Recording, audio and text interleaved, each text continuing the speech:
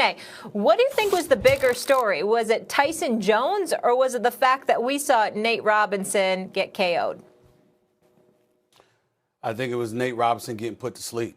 And when I say sleep, I mean sleep. I'm talking about out, not moving, completely out cold. Max, I don't know if it was smelling salts or something that they used, but he was on that canvas, I counted, for at least 2 to 3 minutes. And when he sat up, they put the stool near him, and he couldn't even gather himself together to get up on the stool. This brother was put to sleep in a way that you only see that happen to people that take Ambien. It was that bad. And you know, I'm not going to be like other people in the NBA where you know, folks were joking around. I thought he was really, really hurt. I was scared for him when he didn't move, and he got KO'd like that. And you know, it was just something sad to see. Jake Paul clearly had more experience, clearly had more skill. He was the bigger, heavier fighter on top of that. Plus, he was the better boxer. And literally, Nate came in with his face. And so I thank God he's all right. And major props to him for, you know, joining the chat room. I heard he joined the chat room and was just taking the criticism like a man. I got a lot of love for the kid. I'm not, ain't nothing to laugh about. It was scary, to be quite honest with you. And it just goes to show what Snoop Dogg and all of them were saying, because I thought Snoop Dogg was absolutely fabulous calling the fight.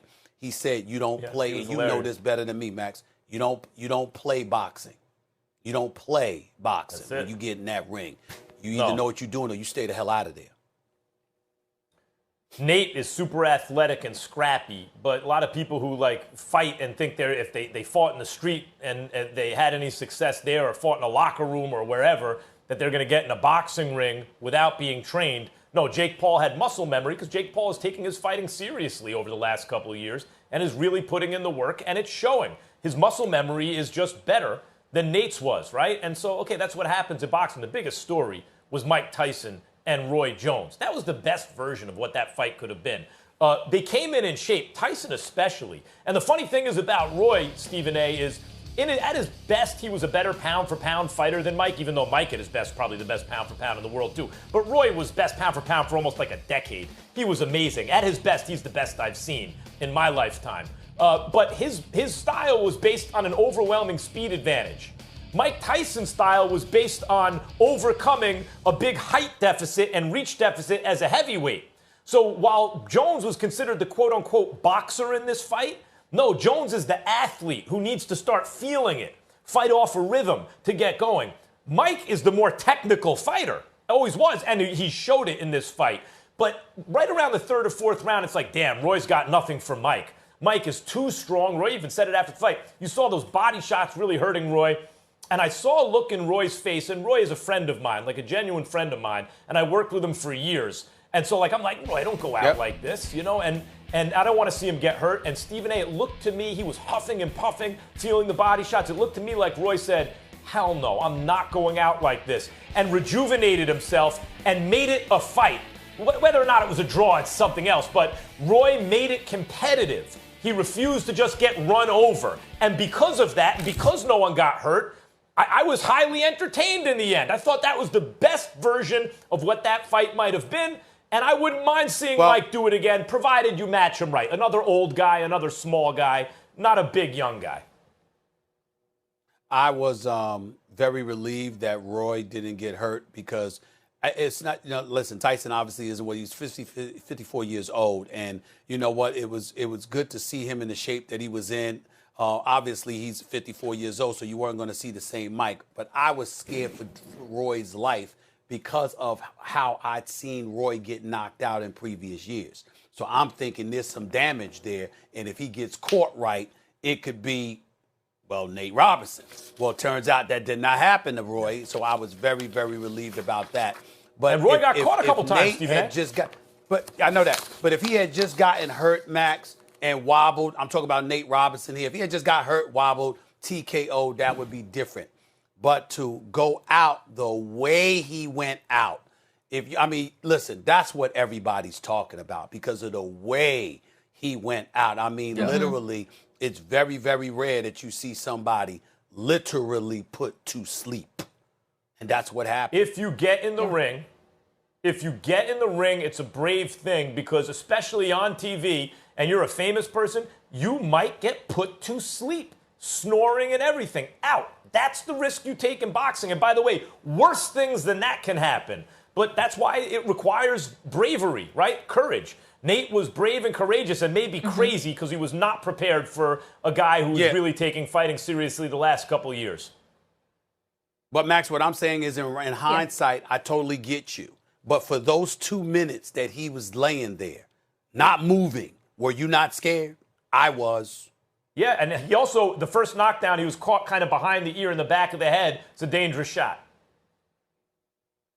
Yeah, no question. I was just grateful to have something good to watch Saturday night. Not getting out of the house much lately. None of us are. We will leave it there. When we come back here, we're finally going to...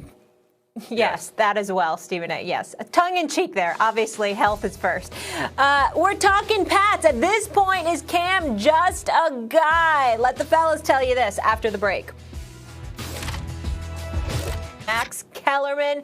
We have a packed second hour. So much to get into, especially the boxing. I can't wait for that. But first, this game. Did Mahomes clinch MVP yesterday against Brady? No.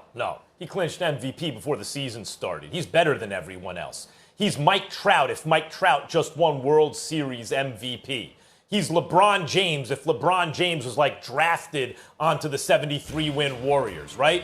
Yeah, he's got great teammates around him, and he hit the ground running. His first year as a starter, 50 touchdowns, led the league, 12 interceptions. 50-12, and if not for a pre-snap penalty, he gets to the Super Bowl where I believe they roll the Rams, the lowest scoring Super Bowl in history against the Patriots. He never got to touch the ball at the end of that AFC Championship game. Brady threw a pick to end the game. They should have won the Super Bowl that year. But you know what? They didn't. Them's the breaks. Comes right back the next year. Improves his touchdown to interception ratio 26-5 and wins Super Bowl MVP, coming back in 3 consecutive playoff games. Double digits in the Super Bowl, down 10 points in the fourth quarter, calls his own number, does like a 15-step drop and throws the ball 60 yards. He's just the best. Other guys might actually get the hardware, Stephen A., from time to time because people are going to feel sorry for them, but they're sympathy awards. Mahomes is where Jordan and LeBron were at their best. People are going to get tired of giving him the accolades, so they're going to spread it around. Do you realize this year, not only might he win MVP, but Super Bowl MVP again? 30 touchdowns to 2 interceptions, and he's leading the league in yards. 30-2, brother. He's better than everyone else, and he's got a great coach and a great team. The MVP is his, if we're being honest. You know, sometimes when you're having an enjoyable weekend, Molly, what's important is that, you know, you got to get up, you got to show up to work because you know what? You're not really that interested in showing up to work on a Monday morning because you've had such a wonderful weekend and you don't want to have to go to bed early because you want to